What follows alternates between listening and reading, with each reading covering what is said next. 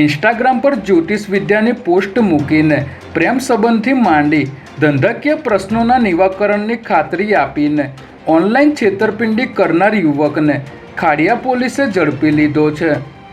અમદાવાદના સારંગપુર વિસ્તારમાં રહેતા એક યુવકના લગ્ન થતા ન હોવાથી વિનોદ જોશી નામના વ્યક્તિએ લગ્ન માટેની સમસ્યાનું સમાધાન કરાવી આપવાનું કહી તેની પાસેથી 6 લાખ રૂપિયા પડાવી લીધા હતા. ત્યારે આ અંગે ખાડિયા પોલીસે બાપુનગરની ચંદ્રભાગા સોસાયટીમાં રહેતા વિનોદ જોશીની ધરપકડ કરી વધુ તપાસ શરૂ કરી છે.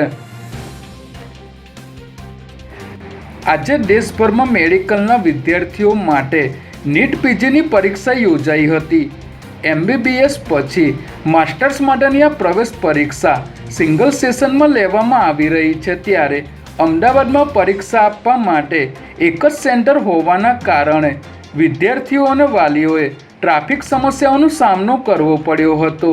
જેમાં પરીક્ષા કેન્દ્ર તરફ જતા રસ્તા પર લગભગ 2 કિલોમીટર લાંબો ટ્રાફિક જામ સર્જાતા અફરાતફરી જેવો માહોલ સર્જાયો હતો.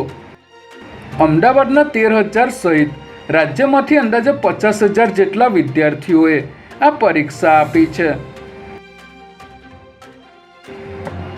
બાપુનગરમાં વર્ષ 2009 એટલે કે 16 વર્ષ અગાઉ 7 વર્ષની બાળકી પર થયેલા બળાત્કાર અને હત્યાના ચકચારી કેસમાં અમદાવાદ ક્રાઇમ બ્રાન્ચે 2 શકમંદોના મેડિકલ ટેસ્ટ કરાવ્યા છે. બાપુનગરમાં રહેતા મારવાડી પરિવારની 7 વર્ષની દીકરીનો તેમના ઘર નજીક આવેલી સરકારી શાળાના બાથરૂમમાંથી પીંખાયેલી હાલતમાં મૃતદેહ મળી આવ્યો હતો. જેમાં લાંબા સમયથી નિવૃત્ત અધિકારી સાથે મળીને કરવામાં આવી રહેલી ખાનગી તપાસના અંતે હવે ક્રાઇમ બ્રાન્ચની ટીમ આરોપી નજીક પહોંચ્યાની આશા જાગી છે. ત્યારે મેડિકલ ટેસ્ટના સેમ્પલ આવ્યા બાદ યોગ્ય કાર્યવાહી કરવામાં આવશે.